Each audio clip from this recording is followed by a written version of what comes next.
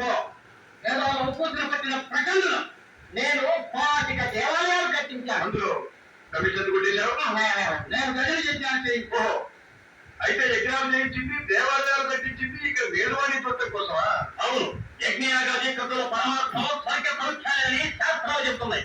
అక్కడ మేము ఉన్న చోటికి ఎలా వచ్చావు? మీరు వచ్చినా మీ అహంకారం చావలేదు. స్వర్గానికి వచ్చిన గోతతోలు భాషా భేదాలు పోలేదు. ఎప్పటికంటే మనకే మాత్రం దేవునితో చేద్దాం.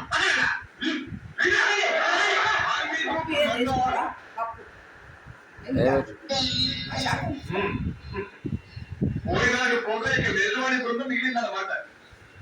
ఓ రంప ఏమంట మా రావణాసుడు గుర్తున్నాడా? అత్త ఇంకా రావణాసుడు తప్ప మర్చిపోలేదు. ఓ చిన్నత్త ఊరోసి వందరసు అత్త, మీకు మా దేశంలో చాలా గ్రామాలు అసలు వాంతి కాదు. ఈ మధ్య ప్రభుత్వం వారు కూడా ఉత్తమైన వారు నీపైన ఇస్తున్నారు. సినిమా హాల్స్కి, 5 స్టార్ హోటల్స్ కి నీపైన పెడుతున్నారు. బార్బర్ సెలూన్ కి, లాంటి షాపులు కూడా నీపైన పెడుతున్నారు.